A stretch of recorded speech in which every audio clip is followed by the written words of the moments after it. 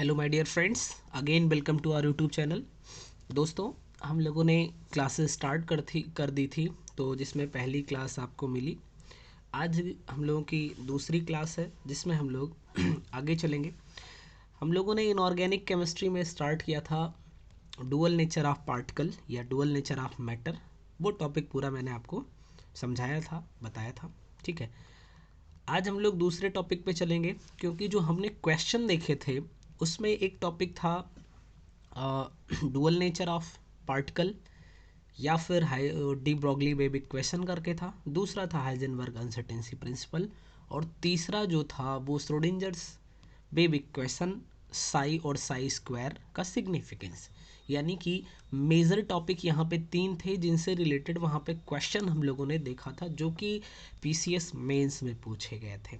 ठीक है, तो मैंने आपको बताया है शुरू में ही कि आपको एक आध क्लासेज क्या है कि छोटी मिलेंगी यहाँ पे, फिर धीरे धीरे हम लोग अपना टाइम कवर कर लेंगे।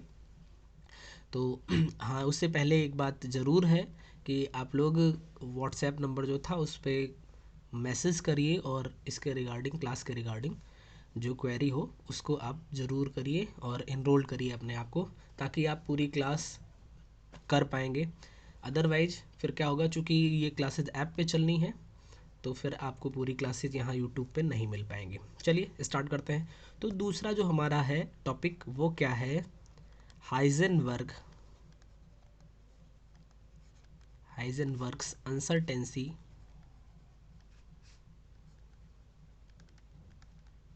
प्रिंसिपल। तो हाइजेनबर्ग अनसर्टेंसी प्रिंसिपल क्या है, अब समझिए। नाम से पता चल रहा है हाइजेनबर्ग यानी कि ये साइंटिस्ट महोदय थे। अनसर्टेंसी का मतलब हो गया कि निश्चित ना होना। ठीक है, किस क्या निश्चित नहीं होना, यही सब चीज़ें यहाँ पे आएंगी। तो सबसे पहले हम लोग ये बात कर लें कि ये जो हाइजेनबर्ग अनसर्टेंसी प्रिंसिपल है, ये 1927 में बताया गया। किसके द्वारा? हाइजेनबर्ग महोदय के। अब आप याद करिए, चीज़ों को रिलेट करना शुरू करिए। 1924 में डी ब्रॉगली वेव इक्वेशन आया, उसके बाद फिर 1927 में हाइजेनबर्ग अनसर्टेंसी प्रिंसिपल आया। ठीक है, तो जब आप यहाँ पे 1927, तो तुरंत फटाक से दिमाग में आ गया 1924 में क्या हुआ था, डी ब्रॉगली वेव इक्वेशन, आप वहाँ पे पहुँच गए। तो हम लोग अगर लिखेंगे, चूँकि मैं आपको दिखा रहा था कि हम लोग अच्छे से लिखेंगे, तो कैसे लिखने की कोशिश करते हैं हम लोग। ठीक है, तो क्या, चूँकि यहाँ पे इसका मैथमेटिकल एक्सप्रेशन तो है बट इसका डेरिवेशन नहीं है, तो हम लोग लिखेंगे कैसे, this principle was given by Heisenberg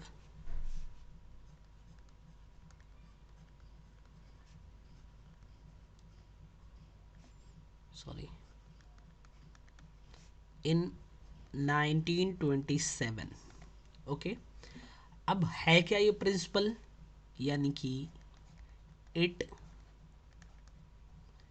states that, या फिर हम यहाँ पे लिख सकते थे according to this principle, dash कर देंगे यहाँ से हम लोग इन्वर्टेड कामा में इनके प्रिंसिपल को लिखेंगे। क्या था इनका प्रिंसिपल? इन्होंने कहा था कि कोई अगर मूविंग ऑब्जेक्ट है, चलिए यहाँ पे पहले मैं समझा देता हूँ, बाद में लिखता हूँ। ठीक है, इन्होंने कहा था कि अगर कोई मूविंग ऑब्जेक्ट है, तो अगर वो मूव कर रही हो तो उसके मोमेंटम को और उसकी वेलोसिटी को, यानी कि उसकी पोजीशन हम कह सकते हैं और मोमेंटम, दोनों को एक साथ में हम लोग कैलकुलेट नहीं कर सकते हैं। अगर ये ऐसा करना चाहेंगे तो किसी एक में, ठीक है, किसी एक का मतलब या तो मोमेंटम में या तो पोजीशन में क्या हो जाएगी, कुछ ना कुछ अनिश्चितता आ जाएगी, यानी कि अनसर्टेनिटी हो जाएगी। क्या कहा इन्होंने? उन्होंने कहा the position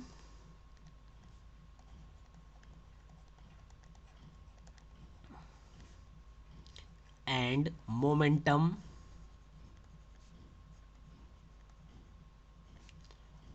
of a microscopic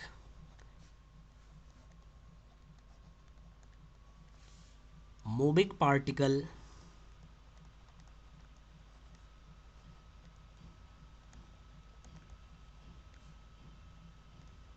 cannot be determined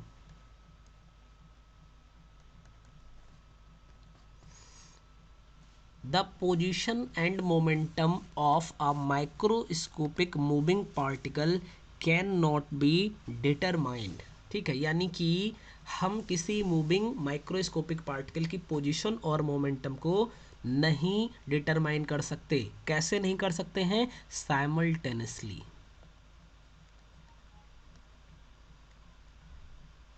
मतलब एक साथ साथ साथ में दोनों चीजें हम नहीं कर सकते हैं। कैसे? विद एक्यूरेसी,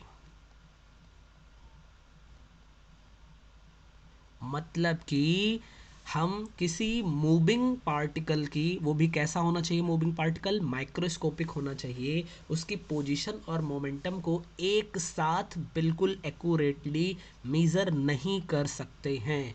अगर हम ऐसा करना चाहेंगे, यानी कि if we want to measure any one of these two quantities, any one of these two quantities, यानी इन दोनों क्वांटिटीज में से अगर हम किसी एक को मेजर करना चाहें विद हाई एक्यूरेसी, एकदम अच्छे से, ठीक है, विद हाई एक्यूरेसी, अगर किसी एक को हम बढ़िया से एकदम एक्यूरेटली मेजर करना चाहेंगे तो क्या हो जाएगा? दूसरी वाली में कुछ ना कुछ अनसर्टेनिटी आ जाएगी। Means the other become less accurate, तो दूसरी वाली क्या हो जाएगी? लेस एक्यूरेट हो जाएगी। यही हाइजेनबर्ग का अनसर्टेनिटी प्रिंसिपल था। इन्होंने क्या कहा कि अगर हम किसी माइक्रोस्कोपिक पार्टिकल, यानी if the position and momentum of a microscopic particle या moving particle can not be determined simultaneously with accuracy, if we want to measure any one of these two quantities with high accuracy, the other becomes less accurate। ठीक है, अब अगर हम लोग next slide पे चलते हैं, मैथमेटिकली इसी बात को कहना चाहें तो क्या कह सकते हैं? मैथमेटिकली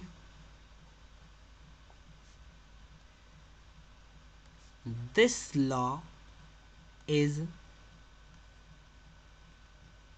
एक्सप्रेस्ड एज, कैसे हम इसको एक्सप्रेस कर सकते हैं?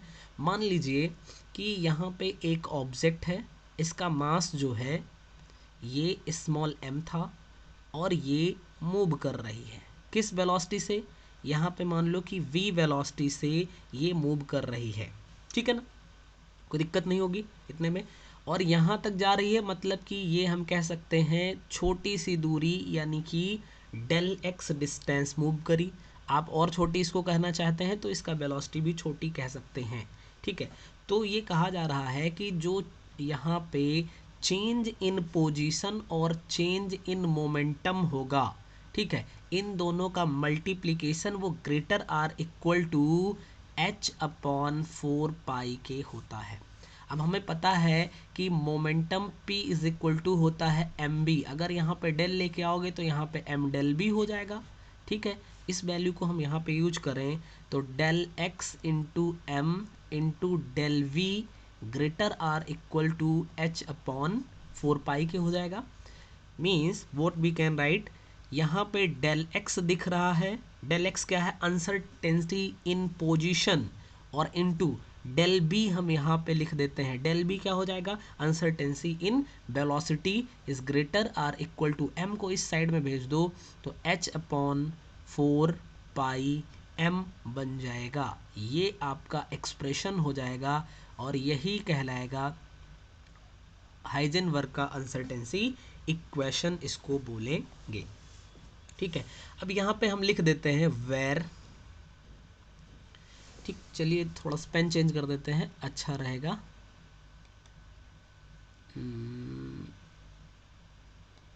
ठीक है, वेर यहाँ पे अब कौन कौन सी चीज़ें हैं, एक है डेल एक्स। डेल एक्स क्या हो जाएगा, uncertainty in position. Del P क्या हो जाएगा, अनसर्टेनिटी इन मोमेंटम। यहाँ पे डेल वी क्या हो जाएगा आपका, अनसर्टेनिटी इन वेलोसिटी। बच रहा है एच, एच को बोलेंगे प्लैंक्स कांस्टेंट। ठीक, तो ये सारी चीज़ें आपकी हो गई। मतलब क्या है, हाइजेनबर्ग अनसर्टेनिटी प्रिंसिपल और इसका मैथमेटिकल एक्सप्रेशन, दोनों चीज़ें आपने लिख दिया। अब अगर बात करी जाए कि इसका कंप्लीट एक्सप्लेनेशन लिखने के लिए आए, ठीक है, कि इसका एक्सप्लेनेशन करिए, एक्सप्लेनेशन, या दूसरे तरीके से ये एक इसकी लिमिटेशन है। लिमिटेशन इसकी क्या बनेगी, ज़रा समझिएगा। यहाँ पे लिखा गया है अ माइक्रोस्कोपिक पार्टिकल, यानी कि ये ज़रूरी है कि ये पार्टिकल जो है वो माइक्रोस्कोपिक होना चाहिए। यानी कि अगर हम यहाँ पे कहना चाहें कि लिमिटेशन इसकी क्या होगी, तो लिमिटेशन इसकी हो जाएगी कि जो पार्टिकल है, मूविंग पार्टिकल, वो माइक्रोस्कोपिक होना चाहिए।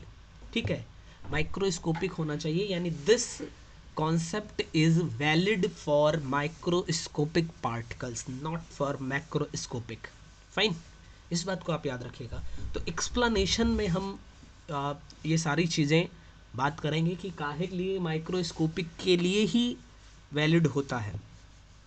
मान लीजिए कि अगर हम लोग कहना चाहें कि हमें इसकी जो मूविंग पार्टिकल है, इसकी पोजीशन को और मोमेंटम को, दोनों को क्या करना है, एक साथ कैलकुलेट करना है।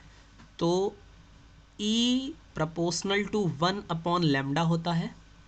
E प्रोपोर्शनल टू 1/λ से अगर आप देखो, आप समझो मेज़र क्या करना है, पोजीशन मेज़र करनी है एंड मोमेंटम, दोनों को हमें एक साथ मेज़र करना है।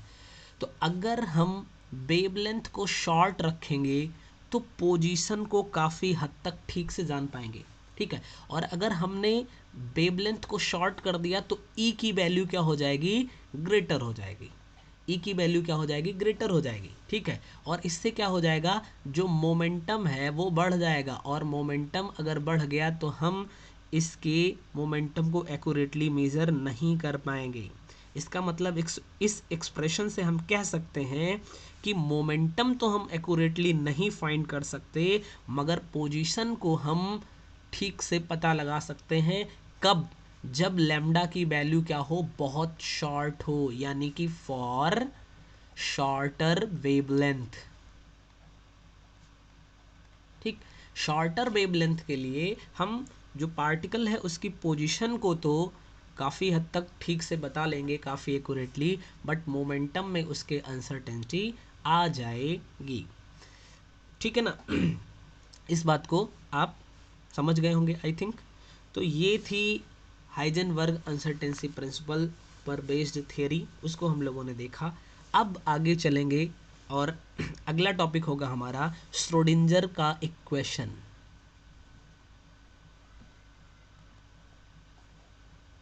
श्रोडिंजर्स wave equation, Schrodinger wave equation. ठीक है, श्रोडिंजर एक साइंटिस्ट थे, उन्होंने वेव की थियरी का यूज करके और अपना एक इक्वेशन बताया, उसी के बारे में हमें पढ़ना है। और अक्सर क्वेश्चन में इसका डेरिवेशन आता है, तो मतलब यूँ कह लें कि हमें डेरिवेशन को करना है। लेकिन सबसे पहले कभी कभी शॉर्ट नोट लिखने के लिए आ जाता है, तो डेरिवेशन तो आप करेंगे नहीं, तो फिर हम लोग कैसे लिखेंगे। तो श्रोडिंजर ने जो मैकेनिकल मॉडल ऑफ एटम था, यानी कि वेव मैकेनिकल मॉडल का यूज करके अपना इक्वेशन डेवलप किया। ठीक, कैसे हम लिखना चाहें तो लिख सकते हैं, इन 1926 Schrödinger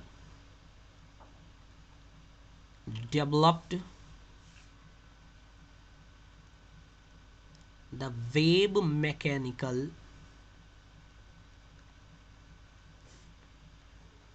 model of atom।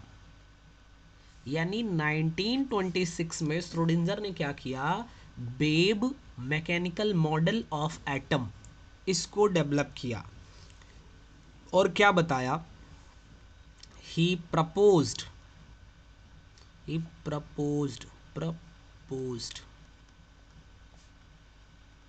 That, क्या प्रपोज किया, इसको हम लोग लिखेंगे कि जो इलेक्ट्रॉन होता है वो वेव नेचर का होता है। इन्होंने कहा कि इलेक्ट्रॉन अगर वेव नेचर का हो रहा है तो इसका मतलब ये है कि वो वेव इक्वेशन को फॉलो करेगा। ठीक, बड़ी सिंपल सी बात है। तो क्या कहा इन्होंने, if electron has wave like nature, अगर electron wave like nature show कर रहा है इसका मतलब it should obey the same equation of motion. ठीक है, कैसे कैसे ये, जैसे कि अदर जो होते हैं वेव होती हैं वो फॉलो करती हैं। यानी हम इसको लिख सकते हैं एज ऑल अदर वेव ओबे। जैसे कि अदर वेव्स जो होती हैं वो ओबे करती हैं इस इक्वेशन को, ठीक वैसे ही इलेक्ट्रॉन भी वेव लाइक नेचर का अगर है तो इसके इक्वेशन को फॉलो करेगा। ठीक, इसी को इन्होंने बेस बताया, यानी कि on the basis of this idea he derived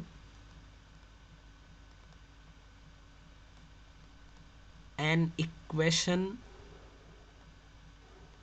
which, ये गड़बड़ हो गया, which describe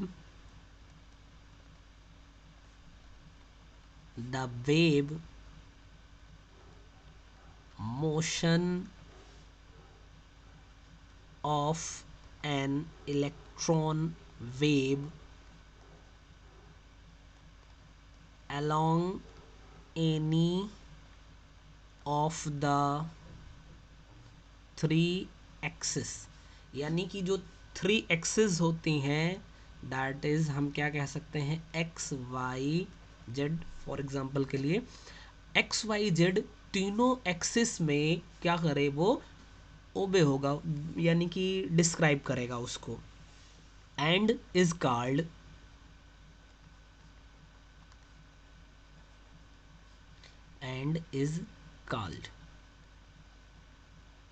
श्रोडिंजर्स वेव इक्वेशन। और यही क्या है, श्रोडिंजर वेव इक्वेशन है। It can be written as, it can be written as, किस तरीके से हम इसको लिख सकते हैं, हम इसको लिख सकते हैं d2 x upon dx2 plus, यहाँ पे x हो गया, ये साई लिखना चाहिए था हमें, d2 अपॉन dy2, यहाँ पे साई कर दीजिए, प्लस ये डबल डेरिवेटिव है corresponding to x y and z के, और ये किसको, साई का डबल डेरिवेटिव होगा हमारा। ठीक, वेव फंक्शन होता है साई हमारा, और plus 8 pi square m upon H square E minus V और साई इक्वल टू 0। यही है श्रोडिंगर का wave equation, 3 dimensional wave equation यही है। ठीक है, अब यहाँ पे कौन कौन है, एक साई है हमारा, एक्स वाई जेड है, एम है, ई है, वी है और एच है। इन सब का क्या क्या मतलब है इसको भी हम लोग देखते हैं। हाँ, लेकिन उससे पहले देखिए, अगर हम इसको थोड़ा सा छोटे फॉर्मेट में लिखना चाहें तो हम क्या कर सकते हैं, ये d2/dx2, ठीक है, प्लस d2/dy2 और प्लस d/dz2, इनको हम लोग क्या बोलते हैं देखिए यहाँ पे 2 लगा हुआ है, ठीक, तो ये लैप्लेशियन ऑपरेटर होता है, इसको हम ऐसे डेल से रिप्रेजेंट करते हैं, सबका स्क्वायर है तो यहाँ भी आप स्क्वायर कर दीजिए। तो जो श्रोडिंजर वेव इक्वेशन होगा वो आपका क्या बन जाएगा जरा पीछे आइए, यहाँ से देखिए, यहाँ यहाँ यहाँ तीनों जगह से आपका साई कॉमन हो जाएगा, तो इसकी जगह पे आप डेल स्क्वायर लिख सकते हो, del square psi plus 8 pi square M upon H square E minus V psi equal to 0। ठीक, इस फॉर्मेट में भी आप, ये हो जाएगा आपका लैप्लेशियन ऑपरेटर के फॉर्म में श्रोडिंजर वेव इक्वेशन। अगर इसी को हैमिल्टोनियन ऑपरेटर के टर्म में लिखना हो तो एच साई इक्वल टू ई साई भी लिखा जाता है। एच क्या है, हैमिल्टोनियन ऑपरेटर है। अब अगर हम बात करें कि यहाँ पे सारे टर्म को, पेन चेंज कर देता हूँ मैं, सारे टर्म को हम लोग लिखें तो एक आया हमारा साई, ठीक, साई क्या हो जाएगा, साई को बोलते हैं वेव फंक्शन। ठीक, दूसरा क्या आया हमारा, एक्स आया, वाई आया, जेड आया, तो एक्स वाई जेड को हम क्या बोलते हैं, स्पेस कोऑर्डिनेट बोलते हैं। ठीक, तो एक्स वाई जेड हमारे क्या हो जाएंगे, स्पेस कोऑर्डिनेट्स हो जाएंगे। एम क्या हो जाएगा, एम हो जाएगा हमारा मास ऑफ इलेक्ट्रॉन। एच सभी लोगों को पता है कि ये प्लांक्स कांस्टेंट हो जाएगा, ठीक है, ये प्लांक्स कांस्टेंट हो जाएगा, शॉर्ट फॉर्म में मैंने कर दिया है। ई जो हो जाएगी हमारी, ये हो जाएगी total energy of the electron, total energy of electron. और जो V होगी ये हो जाएगी पोटेंशियल एनर्जी, पोटेंशियल। ठीक, तो ये अगर इतना हम लोग लिखते हैं तो ये श्रोडिंजर का वेव इक्वेशन का शॉर्ट नोट्स हो जाएगा हमारा।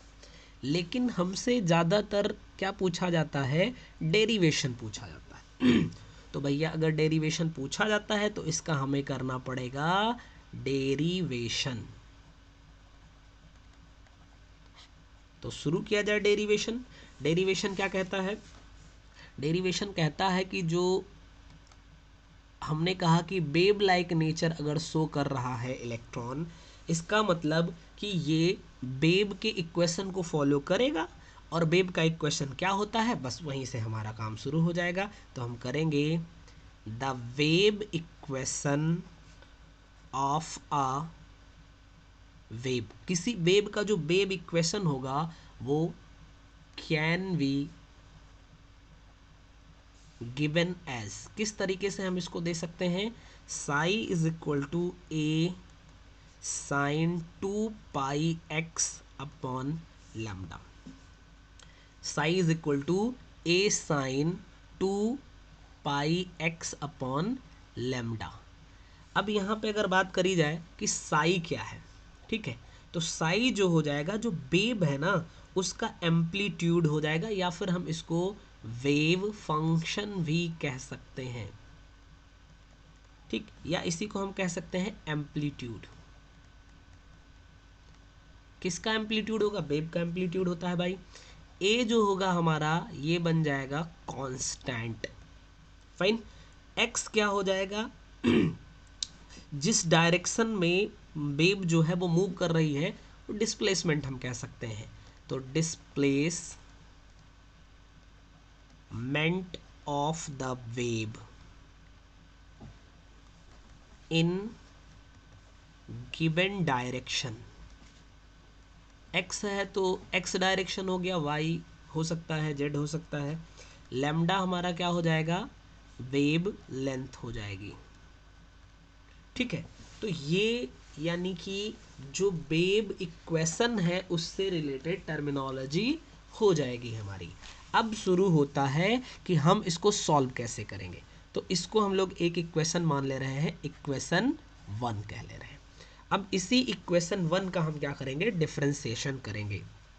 तो शुरू करते हैं, ऑन डिफरेंशिएटिंग इक्वेशन 1 कैसे करेंगे, विद रेस्पेक्ट टू एक्स। ठीक है, देखिए यहाँ पे x लिखा हुआ है तो इसी के रेस्पेक्ट में हम लोग x के रेस्पेक्ट में ही करेंगे। और अगर करेंगे तो देन वी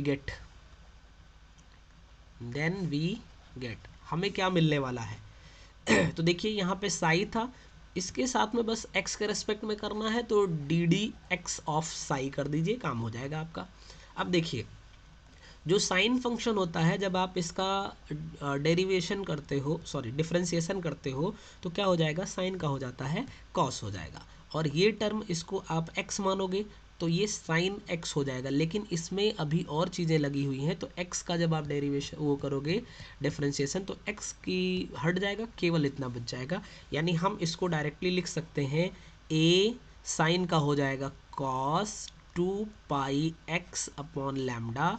ठीक, और फिर जब इसका करेंगे तो x का 1 हो जाएगा, यानी 2 पाई बाई लैम्डा, ये अलग से हो जाएगा हमारा। फाइन, इसको हम थोड़ा अच्छे से लिखें तो D D X of Y psi is equal to, ये कांस्टेंट है तो इसको आगे ले आओ तो बन जाएगा 2 पाई, ए भी कांस्टेंट है इसको बाहर कर दो, लैम्डा, और ये हो जाएगा cos 2 pi X upon lambda. बोलिए, कोई दिक्कत नहीं है। अब इसका दोबारा से डिफरेंशिएशन कर दीजिए, तो हम लिख सकते हैं again by differentiating the above equation.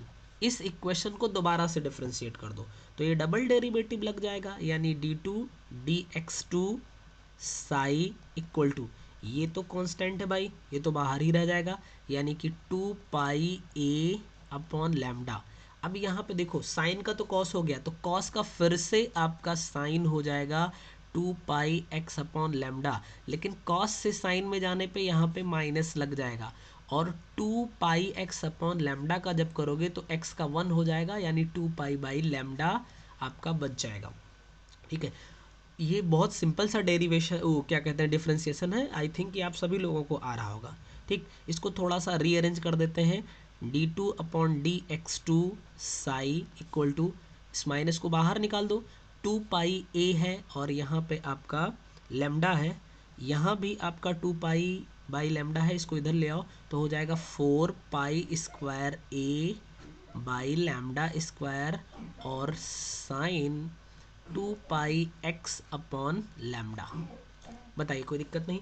अगर a को इसके साथ में लगा दो तो भैया जरा देखिए, अगले स्लाइड पे चलते हैं हम, d2 psi upon D X two equal to, देखिए यहाँ पे क्या है, -4 pi square upon lambda square, तो -4 pi square upon lambda square, और a को कर दो आप sine 2 pi x upon lambda के साथ।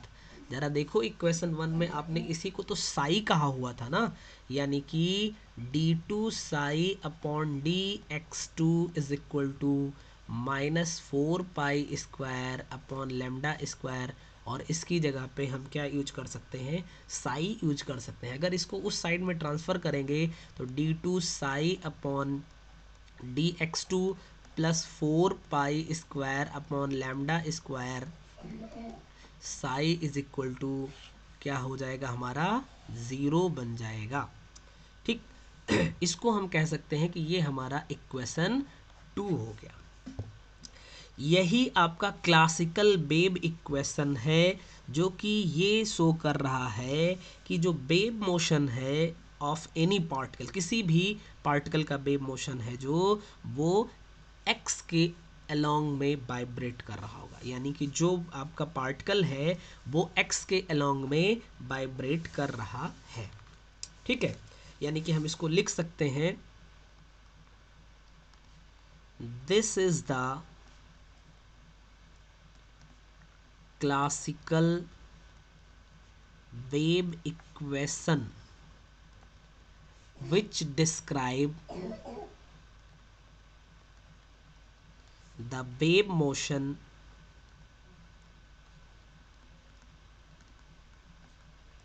of any particle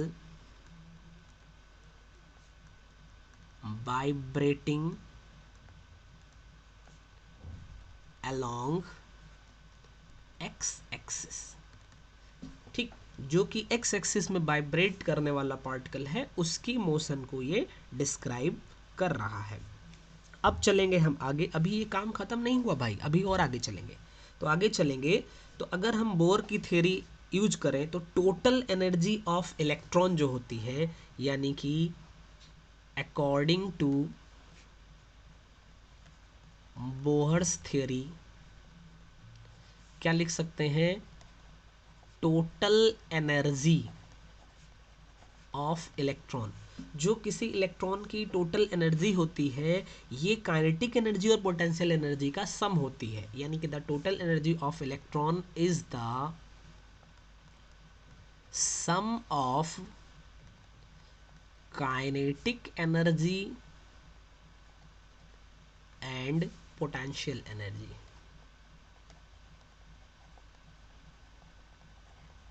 इसका मतलब हम क्या लिख सकते हैं, total energy E is equal to kinetic energy और प्लस पोटेंशियल एनर्जी को V कहते हैं। ठीक है, यहाँ पे E इज इक्वल टू, इसकी जगह पे हम हाफ mv² लिख सकते हैं प्लस V। देखिए ये स्मॉल v है और ये कैपिटल V है, इसमें डिफरेंस समझिएगा आप। ठीक है, इसको हम कह लेते हैं कि ये हमारा इक्वेशन थर्ड है भैया, टोटल एनर्जी हमें मिल गई है। ठीक, अब आगे चलो, डी ब्रॉगली वेव इक्वेशन ने क्या कहा। ठीक है, by de Broglie wave equation हमें पता है lambda is equal to H upon M B होता है। बोलिए, lambda is equal to H upon M B है, तो यहाँ पे एम बी दिख रहा है तो इसी का तो हमें यूज करना है, यानी हम यहाँ से लिख सकते हैं M B is equal to H upon lambda. बोलिए, और इसी को और बढ़ाओ तो M square B square is equal to H upon lambda, इनका भी स्क्वायर हो जाएगा भैया। बोलिए, कोई दिक्कत नहीं ना। इसी को एक स्टेप आगे हम बढ़ाएं, एक स्टेप आगे हम बढ़ाएं भाई, एक सेकंड रुक जाइएगा। तो हम क्या लिख सकते हैं, M B square is equal to H square upon lambda square. यहाँ से एक m को हम इस साइड में ले आते हैं, इसको हम कह ले रहे हैं 3 इक्वेशन हो गया था, तो ये 4 हमारा हो जाएगा, 4 इक्वेशन। अब अभी समझिएगा, एम बी स्क्वायर की वैल्यू को हम लाके 3 में यूज करने वाले हैं, तो क्या मिलेगा, हम लिख सकते हैं यूजिंग इक्वेशन 4 इन इक्वेशन 3। अगर हम इक्वेशन 4 को इक्वेशन 3 में लाके यूज करते हैं तो क्या मिलेगा, capital E is equal to half था, एम बी स्क्वायर की जगह पे हमें मिल जाएगा H square upon lambda square M, और प्लस V तो था ही, V हो जाएगा हमारा। ठीक, E माइनस V, इस V को हमने इधर भेज दिया, तो E minus V is equal to ये मिल जाएगा half H square upon lambda square M. बोलिए, यहाँ से अब आप 1 अपॉन लैम्डा स्क्वायर को रोको, बाकी सब को यहाँ से भेज दो, तो 2m ऊपर चला जाएगा, 2m E माइनस वी और अपॉन में एच स्क्वायर हो जाएगा। बताइए, लैम्डा 1 अपॉन लैम्डा स्क्वायर की वैल्यू आपको यहाँ से मिली। ठीक है, इसको आप कह लो इक्वेशन 5। जरा थोड़ा सा हम पीछे चलते हैं, यहाँ पे देखिए लैम्डा स्क्वायर दिख रहा है ना, तो 1 अपॉन लैम्डा स्क्वायर, इसी की वैल्यू को अब हम यूज़ करेंगे, यानी 5 को हम 2 में यूज़ करेंगे। तो अब हम लिखेंगे यूजिंग इक्वेशन 5 इन इक्वेशन 2। ठीक है, इक्वेशन 2 में हम इसका यूज करने वाले हैं। तो इक्वेशन 2 था क्या हमारा, ये देखिए d2 psi upon D X two. ठीक है, क्या है हमारा d2 psi upon D X two plus, ये तो हो ही गया। उसके बाद था 4 पाई स्क्वायर और साई। ठीक है, और अपॉन लेमडा था, तो sorry upon lambda square, lambda square की जगह पे हम क्या यूज करने हैं, हमें क्या यूज करना है 2m e minus B upon H square, यानी हम लिखेंगे into 2m e minus B upon H square. ठीक है, सॉरी एच स्क्वायर, यही तो हमें यूज करना है, बताइए। अब इसको थोड़ा सा और इक्वल टू 0 लिख देंगे, थोड़ा सा अच्छे से लिखेंगे d2 psi upon D X two plus, यहाँ पे अब देखिए हमारा बन जाएगा 4 और 2 8 हो जाएगा, 4 दूनाई 8 के, यानी 4 दूनाई 8 पाई स्क्वायर। ठीक है, और m भी है, अपॉन में h स्क्वायर है, और यहाँ पे क्या बचेगा e माइनस वी और साई इक्वल टू 0। ठीक है, ये हमारा हो जाएगा श्रोडिंजर का वेव इक्वेशन, लेकिन यहाँ केवल x है, यानी कि ये 1 डायमेंशन में होगा। हम इसको लिख सकते हैं this is the Schrödinger wave equation in 1 dimension x, यानी कि ये x में एक डायमेंशन में हो जाएगा। अब अगर हम इसे, यानी कि इलेक्ट्रॉन के लिए बात हो रही है, तो अब हम क्या करने वाले हैं, इलेक्ट्रॉन को 3 डायमेंशन में घुमाएंगे, यानी कि if an electron wave is moving in any of the 3 axis या 3 डायमेंशन x y या फिर z, ठीक, तीनों में से किसी में भी मूव कर रहा हो, तो हम क्या कर सकते हैं, it's wave motion can be represented by wave equation या बाय द वेव इक्वेशन। तो 3 डायमेंशन के लिए हमें कुछ करना नहीं है, बस लिखना है d2 psi upon D X two था ही, यहाँ पे y भी ले आना है और z भी लेके आ जाना है। ठीक है, बस हमारा काम हो जाएगा। Plus 8 pi square m upon H square E minus V और साई इक्वल टू 0। ठीक है, यही आपका हो जाएगा Schrödinger wave equation in 3 dimension, या हम लिख सकते हैं this is the Schrödinger wave equation. ठीक, अब देखिए यहां से रिलेटेड, जैसे साई होता है, साई को हम बोलते हैं वेव फंक्शन।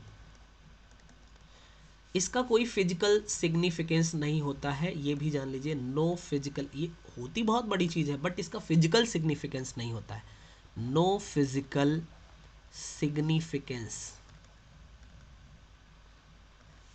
अगर इसका स्क्वायर कर दिया जाए तो साई स्क्वायर जो होता है ये probability of finding the electron को रिप्रेजेंट करता है, यानी हम कह सकते हैं कि इसको क्या बोलेंगे, प्रोबेबिलिटी, प्रोबेबिलिटी, हाँ ठीक है, probability of finding an electron, around the nucleus भी हम यहाँ पे कह सकते हैं।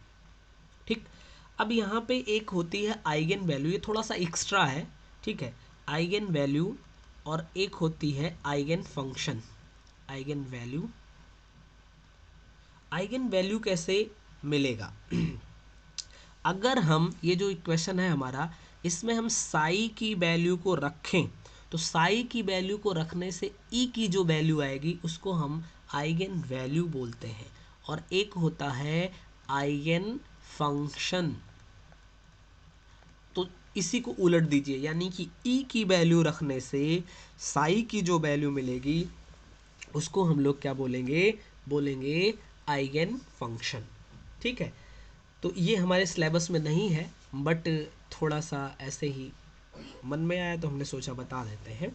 ये हमारे सिलेबस में नहीं है, सिलेबस में सिर्फ इसका डेरिवेशन ही है, और कभी कभी वो साई और साई स्क्वायर का फिजिकल सिग्निफिकेंस पूछ लेता है। तो साई का कोई फिजिकल सिग्निफिकेंस नहीं होता, ये वेव फंक्शन है, और साई स्क्वायर को हम probability of finding an electron बोलते हैं। ठीक है, जब हम लोग क्वेश्चन करेंगे, क्वेश्चन हम आपको करवाएंगे, इस पर देखा जाएगा। जो क्वेश्चन आया है उसमें हम आपको इसका आंसर भी बता लेंगे। तो वीडियो को आज के लिए यहीं पे समाप्त करते हैं, फिर हम लोग मिलेंगे नए टॉपिक के साथ नेक्स्ट वीडियो में। Thank you.